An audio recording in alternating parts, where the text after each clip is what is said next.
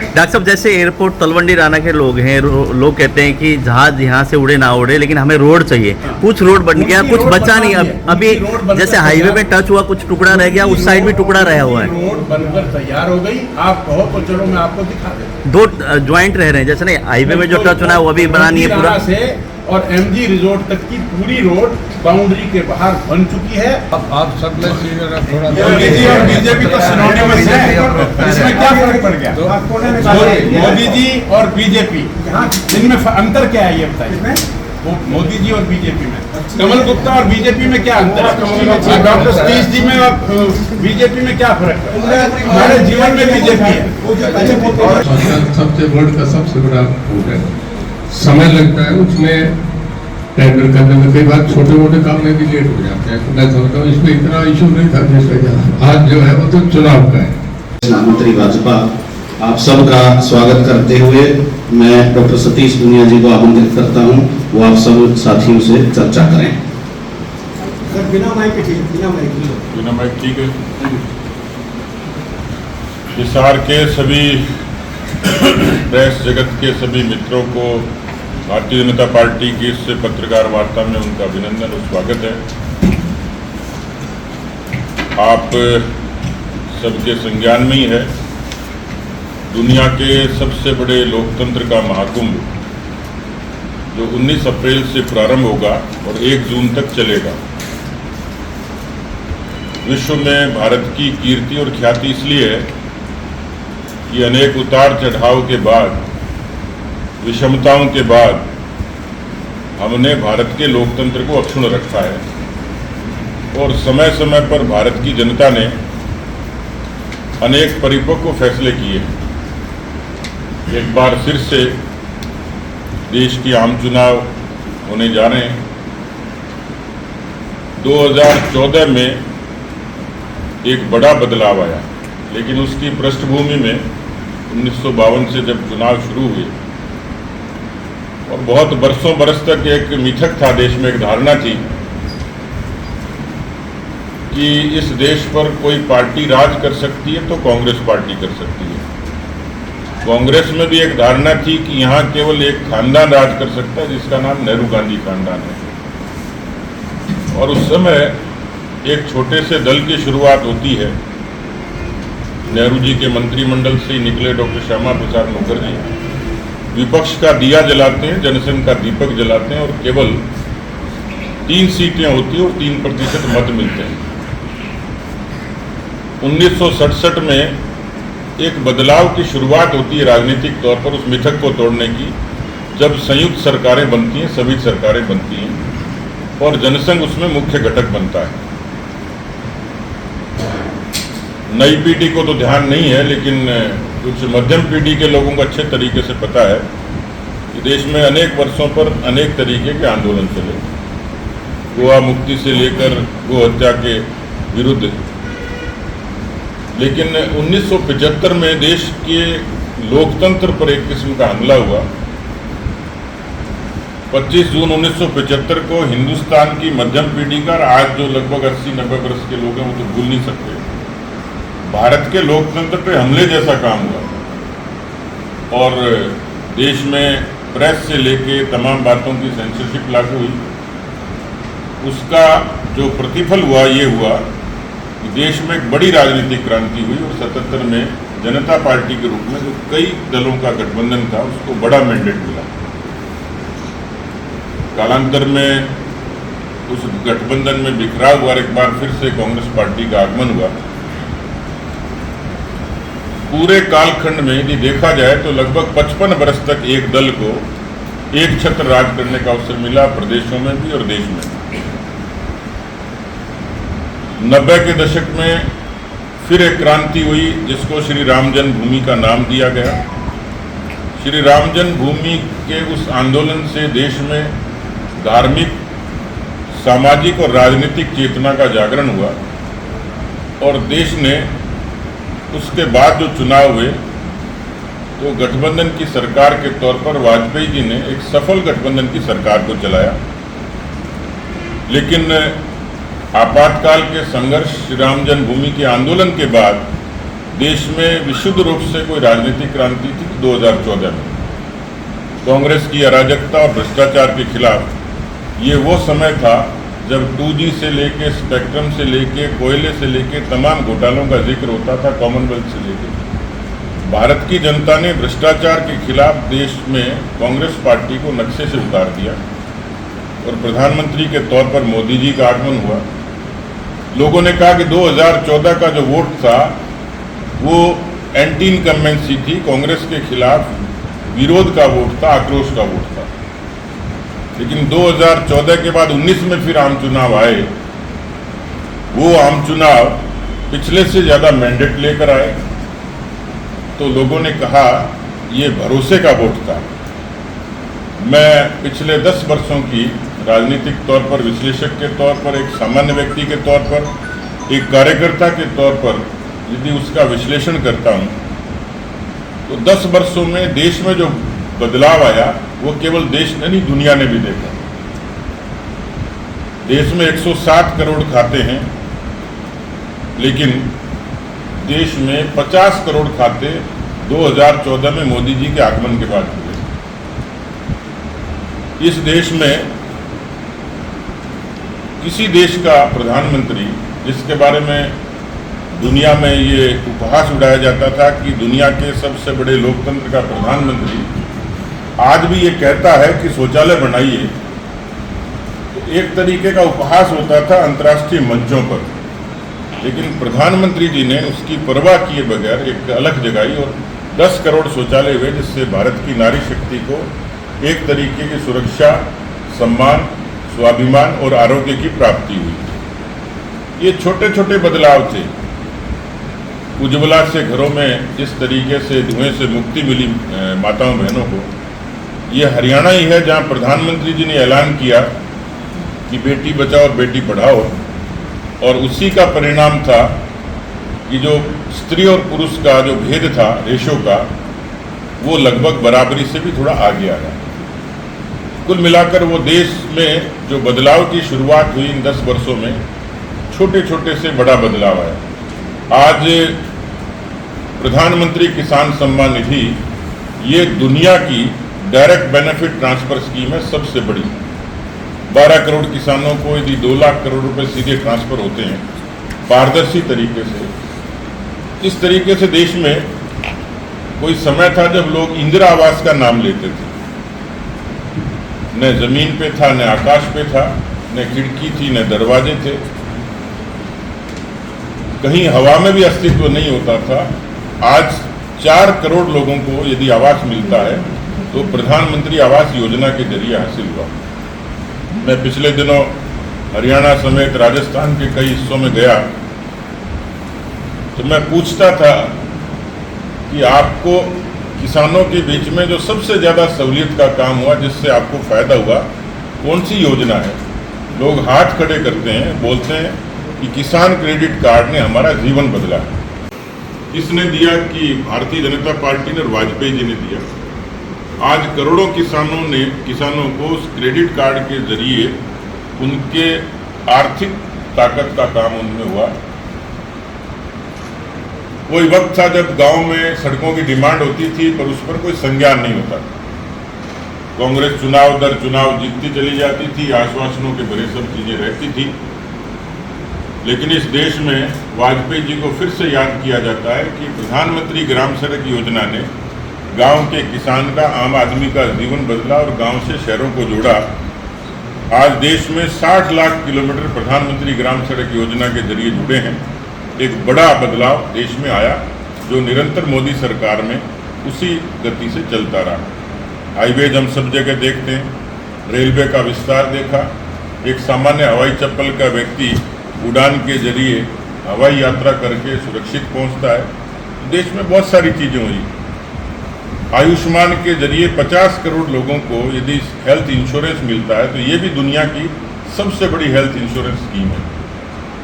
इस देश में बहुत सारे ऐसे वैचारिक मुद्दे थे जिनके बारे में कहा जाता था यदि ये काम हो गया तो देश में गृह युद्ध हो जाएगा। लेकिन संवैधानिक तरीके से, सद्भाव से श्री राम जन्मभूमि पर भगवान राम के भव्य मंदिर का निर्माण हुआ। 370 के बारे में तो लोग शर्तें लगाते थे कि ये तो बहुत बड़ा काम होगा, ऐसा हुआ तो देश बर्बाद हो जाएगा। लेकिन उसी देश में 370 का खात्मा हुआ और देश में उसी लाल चौक पर तिरंगा फहराया गया। ऐसी बहुत सारी चीज़ें थी जिससे वैचारिक मुद्दों का समाधान हुआ, बुनियादी मुद्दों का समाधान हुआ। लेकिन इस देश में एक बड़ा जो किसी भी नेतृत्व के जरिए जो बड़ा बदलाव आया, भारतीय जनता पार्टी का पहले और दूसरे चरण का चुनाव प्रचार अभियान पूरी ऊंचाई पर है, क्योंकि हरियाणा में 25 मई को चुनाव है। इस लिहाज से उत्तर भारत के दूसरे प्रदेशों में प्रधानमंत्री समेत दूसरे नेतागण प्रचार प्रसार भी कर रहे हैं। प्रभारी के नाते मुझे जब ये जिम्मेवारी मिली तो हम लोगों ने पूरे प्रदेश के चुनाव के प्रबंधन के जरिए जो चीज़ें हम दुरुस्त कर सकते थे, हमारा जो इंफ्रास्ट्रक्चर तैयार कर सकते थे, उस नाते पूरे प्रदेश की हम लोगों ने हमारी जो तैयारी है, गुरुग्राम में 2 दिन लगातार में रहा, शीर्ष नेताओं के साथ चर्चा करी, लोकसभा के उम्मीदवारों के साथ चर्चा करी और कुल मिलाकर पार्टी की कोर समिति से लेकर तमाम लोगों से हम लोगों ने चुनाव के प्रबंधन के नाते अपने होमवर्क को लगभग पूरा किया। उसी तर्ज पर 2 दिन पंचकुला में जो पार्टी के मैनेजमेंट के जितने काम हो सकते हैं उनके बारे में चर्चा हुई। अम्बाला लोकसभा के प्रबंधन की चर्चा की। आज आप लोगों के बीच में 2 लोकसभा क्षेत्रों के प्रबंधन की बैठकें थी। एक फतेहाबाद में सिरसा लोकसभा की थी और आज यहाँ हिसार में हिसार लोकसभा की। जितने हमारे प्रमुख नेता हैं उनके साथ एक अच्छी चाक चौबंद व्यवस्था के साथ हम अपना होमवर्क कैसे पूरा करें उस पर चर्चा करूंगा। मुझे पूरी उम्मीद है कि पिछले 10 वर्षों में जिस तरीके से डबल इंजन की सरकार ने हरियाणा के बुनियादी विकास के लिए जो काम किया, हरियाणा को एक पारदर्शी शासन दिया और मोदी सरकार ने भी उतनी ही उदारता से हरियाणा के विकास को जो गति देने का काम किया है। मुझे पूरा भरोसा है कि हरियाणा का कार्यकर्ता बूथ पर पराक्रम करेगा।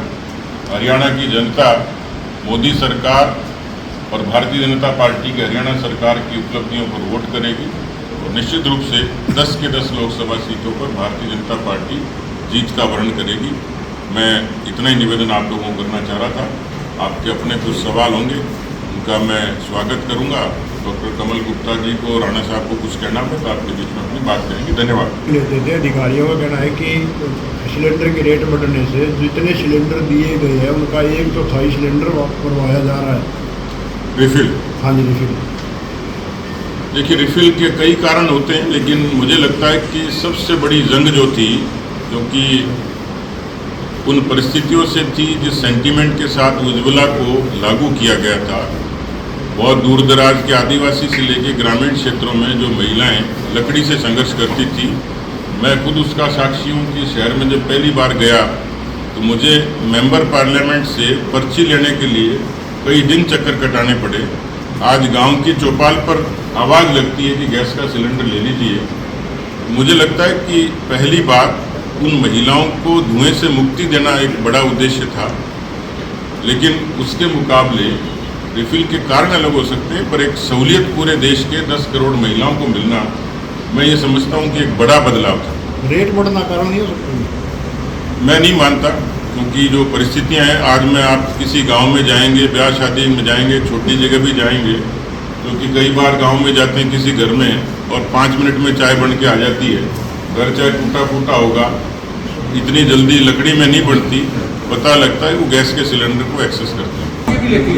वो सौभाग्य से जो सिविल एविएशन डिपार्टमेंट है, अब डॉक्टर कमल गुप्ता जी के पास आया तो ये ब्रीफ करेंगे आपको। मैं निवेदन किया था कि हिसार के डेवलपमेंट और हिसार के विजन के बारे में कोई चीज़ें होंगी, डॉक्टर साहब ब्रीफ करें। सर, एक छोटा सा सुझाव जवाब देने पीछे जो सिक्योरिटी वाला खड़ा साइड में हो सकता है, हो जाएगा। को फ्लाइट टेक ऑफ नहीं होती। मैं जवाब दूँ, आप अपना पूरा कर लेते हैं या तो नहीं, मेरा हो गया। चलिए देखिए, मैं बता दूँ, आपने एविएशन की बात उठाई तो 1947 में देश आज़ाद और 2014 में भारतीय जनता पार्टी की सरकार है। उससे पहले यहाँ केवल 200 एकड़ लैंड थी। लाइट लैंडिंग फैसिलिटी और जो कंप्यूटर से जो फैसिलिटी उतरने की है वो अब चालू हो जाए। तो मैं समझता हूँ कि जो बड़े काम होते हैं उनमें थोड़ा समय लगता है। उनमें टैक्सी हम की दिक्कत आई ना, वो टैक्सी भी चलाई थी। वो टैक्सी की तो बात कर रहा हूँ ना मैं, वो टैक्सी 3 उड़ान भरती थी। आपने मेरी बात सुनी नहीं। आपकी 2020 की या 21 की स्टेटमेंट है कि अगले साल अमेरिका का जहाज हिसाब में उतरेगा। हाँ, तो उतर जाएगा, कोई ऐसी बात नहीं। मैं आज भी कह रहा हूँ वो 3 साल लेट हो गए। तो लेट तो हो सकता है। देखिए लेट की बात आप 50 साल तक 75 साल तक नहीं आप बोले। आज हमने एक अभियान 2014 में शुरू किया और आज हम उतारने के लिए तैयार हैं। तो ये 2 साल आपको अखर रहे हैं, 75 साल नहीं अखर रहे थे आप। एक चीज को हमने इतने बड़े वर्ल्ड का सबसे बड़ा एयरपोर्ट होगा ये, और वो एयरपोर्ट शुरू होने में अगर 4 साल की जगह 5 साल 6 साल 7 साल लगेंगे तो इसमें क्या मुश्किल है और क्या दुख की बात है। ज्यादा बड़ा नहीं सोचते, वर्ल्ड का सबसे बड़ा एयरपोर्ट। हाँ बिल्कुल बनेगा। दिल्ली का एयरपोर्ट 5,500 एकड़ में है, जेवर का एयरपोर्ट 5,000 एकड़ में है, ये 7,200 एकड़ में है। आप नेट पर जाओ और मुझे ढूंढ कर बताना कि कोई 7,200 एकड़ से बड़ा हो। यहाँ पर 2 हवाई पट्टी बनेगी तो 2 एयरक्राफ्ट साइमल्टेनियसली लैंड कर सकेंगे। दिल्ली में 2 एयरक्राफ्ट साइमल्टेनियसली लैंड नहीं कर सकते। Whatever I am saying, I mean it. नशा भ्रष्टाचार पर बिना पर्ची खर्ची की बात की थी आपने।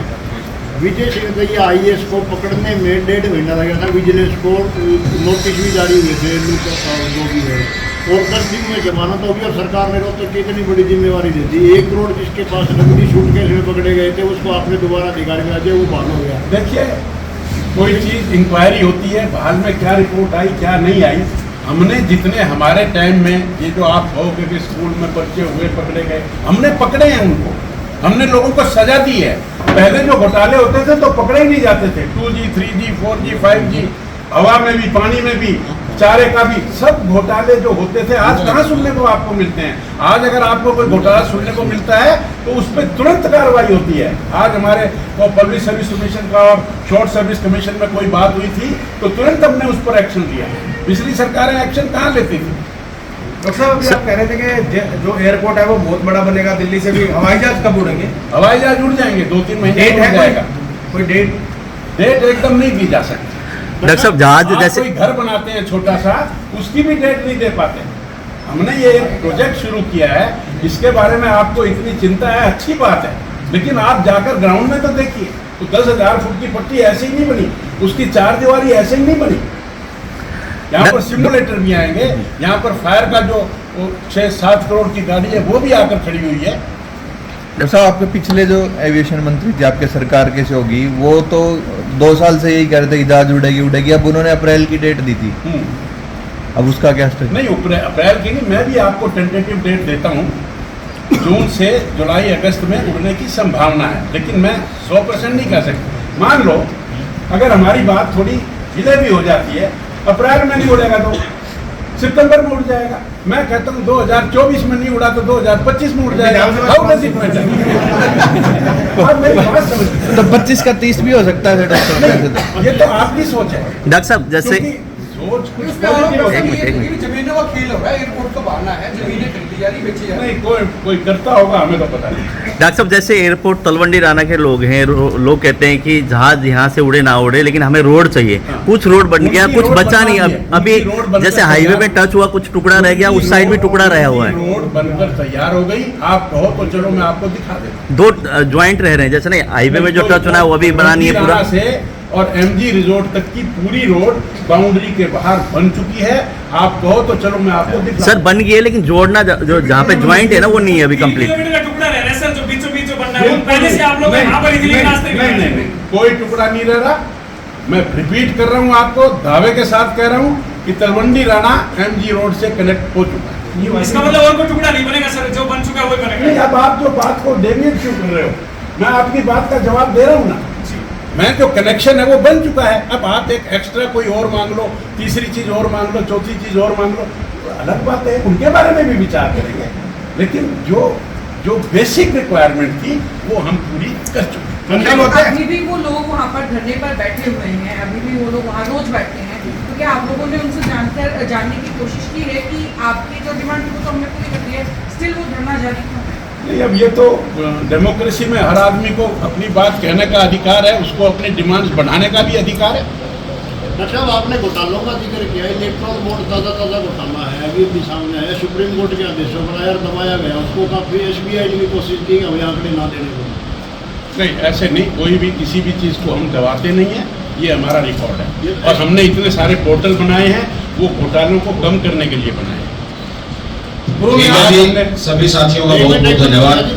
हो तो गया बेनीवाल जी, सर साहब से अलग से करने हैं ना, भी बैठक हमारी सतीश पुनिया जी की, अब तो 1 to 1 भी कर सकते हो आप। चौधरी साहब तो आपके बीच आप सभी साथियों का बहुत बहुत धन्यवाद। चलो तो पुनिया जी एक काम करा करो ना, फिर प्रेस नोट भिजवा दिया करो, वो लगा दिया करेंगे, आप अपने हिसाब से आप प्रेस नोट भेज दिया करो, वो लगा दिया करेंगे। पुनिया जी, आप बोल आपको कोई आदमी कान में कह के जाए कि बंद करो, खत्म करो, आप बंद कर दोगे? नहीं, इतने बैठे लोग की चलो फिर, ये कान का विषय नहीं है, चलो नहीं, फिर प्रेस नोट भिजवा दिया करो, अगर बीजी शेड्यूल होगा तो कोई दिक्कत नहीं है, वो भिजवा दिया। सर एक बात तो क्वेश्चन है, आपके जितने भी कार्यक्रम होते हैं, हमें यह नहीं पता लगता ये बीजेपी का कार्यक्रम है या मोदी जी का। कहीं भी बीजेपी का शब्द इस्तेमाल पूरा कर देखिए आप, कहीं भी बीजेपी शब्द नहीं लिखा। आप सब लोग थोड़ा मोदी जी और बीजेपी तो सिनोनिमस है, इसमें क्या फर्क पड़ गया? मोदी जी और बीजेपी, इनमें अंतर क्या है ये बताइए? वो मोदी जी और बीजेपी में, कमल गुप्ता और बीजेपी में क्या अंतर है? डॉक्टर सतीश जी में और बीजेपी में क्या फर्क है? हमारे जीवन में बीजेपी है। मैं आप सबका धन्यवाद देता हूं, क्योंकि देखिए आप लोगों के बीच में डॉक्टर कमल गुप्ता जी भी रहते हैं और चौधरी रणजीत सिंह जी भी आपके बीच में ही रहेंगे। आप उनसे जी भर के बात कर भी सकते हैं, ऑफिशियली, अनऑफिशियली, ऑफ रिकॉर्ड, जो आपकी मर्जी हो। लेकिन आज हमारा मुख्य फोकस था, जो पार्टी ने कल एक संकल्प पत्र जारी किया है, उसकी जो मेन जो कंटेंट थे, जो पिछले 10 वर्षों में हुआ, उसको आप लोगों से साझा करना था। उससे रिलेटेड कुछ चीजें थी, कुछ स्थानीय बातें भी आपने कर ली। तो मैं डॉक्टर साहब से भी कहूंगा कि समय समय पर आप लोगों को हिसार की स्थानीय बातों के लिए भी और चौधरी साहब को हिसार संसदीय क्षेत्र के लिए आपको बीच में लगातार संवाद करते रहें, क्योंकि कई चीजें आपके मन में भी जिज्ञासा होंगी, इनकी तरफ से भी कोई वर्जन जाना ही चाहिए, इसमें कोई दो राय नहीं है। लेकिन थोड़ी समय की मर्यादा भी है, हम उसमें बंधे हुए, हर चीज का थोड़ा सा प्रोटोकॉल भी है। तो आपसे इतनी गुजारिश करूंगा कि आप पधारे, अच्छा लगा। कुछ संक्षेप में चौधरी साहब को कोई बात कहनी होगी तो मैं उनको निवेदन करता हूँ। डॉक्टर साहब, आपने प्रोफेसर की तरह क्लास की 40 हमारे मान्यवर हमारे सतीश पुनिया जी, इंचार्ज हरियाणा कैंपेन कमेटी, और डॉक्टर साहब, सभी हमारे पार्टी के पदाधिकारी और मीडिया के हमारे सब मित्र, दोस्त, भाई। डॉक्टर साहब आए, पुनिया साहब ने सब आपको ब्रीफ कर दिया। मेन तो उन्हीं का था, जो मैनिफेस्टो रिलीज का था वो कर दिया। मैं तो पिछले 5-10 मिनट से सुन रहा था, सब क्वेश्चन आंसरों में मैं रोज बीच में रहता। पर एक बात जो आप कह रहे थे जहाज के मामले में, देखिए सबसे बड़ा एयरपोर्ट बन रहा है, 7200 जो कुछ एकड़ में बन रहा है। इंटरनेशनली कुछ उनके नियम है, उस पर बाउंड होते हैं, उसका स्पेसिफिक डिजाइन बनता है। जब लैंडिंग करेंगे कोई जहाज भी ऐसे नहीं कि सीधी पट्टी बन जाए उस पर हो जाए, उसमें बहुत अप्रूवल लेनी पड़ती है, वो करके इस मामले में टाइम लगता है। कभी ऐसा नहीं कि मुझे याद है पालम एयरपोर्ट होता था, इंदिरा गांधी इंटरनेशनल एयरपोर्ट बनने तक उसमें बहुत चेंजेस आई, बहुत करना पड़ा। इतना बड़ा इंफ्रास्ट्रक्चर अगर हम चाहें तो हो जाए, वो नहीं बना। हिंदुस्तान का सबसे वर्ल्ड का सबसे बड़ा पोर्ट है, समय लगता है उसमें टेंडर करने में। कई बार छोटे मोटे काम में भी लेट हो जाते हैं। तो मैं समझता हूँ इसमें इतना इशू नहीं था जिसमें ज़्यादा। आज जो है वो तो चुनाव का है। चुनाव में आप देख रहे हैं हमारा इलेक्शन शुरू हो गया, दूसरी पार्टी का अपना कैंडिडेट जो करेंगे उनका विषय हम उससे नहीं कहेंगे, अब तक नहीं है।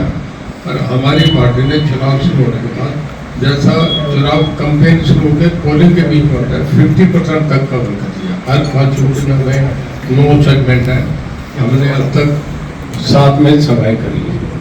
हमारा वर्कर गाँव में पहुँच गया, हर जगह हमारे जो टोटल हमारे ऑफिस में रहते हैं पूरा 11 हो रहे हैं।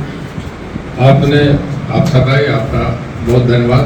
कोई स्पेसिफिक जो आपसे सब कह दिया वो इलेक्शन के बाद को पूछ रहा था तो मेरे से पूछे। सर बरवाला में आपकी रैली हुई थी परसों, उसमें सोशल मीडिया में काफ़ी वीडियो वायरल हुए हैं। मनरेगा के जो मजदूर थे उनको बस में भरकर भीड़ के रूप में दिखाया गया था, आए हैं, इस पर क्या प्रतिक्रिया है? ऐसा है, कुछ चीज़ें मैनेज करी जाती है, पार्टी दूसरी भी ये कर लेती है। एक आदमी को बेच के सामने खड़ा कर दो, उसका काम ये है कि जब तो लेबर आए थे ये आए थे, ये बातें आप भी जानते हैं, हम भी जानते हैं। ऐसा नहीं हुआ करता।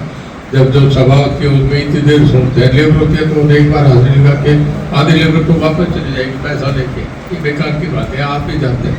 वो तो कहा जाता है 4 आदमी को कोई खड़ा कर दो मीडिया के सामने, ये कोई इशू नहीं था।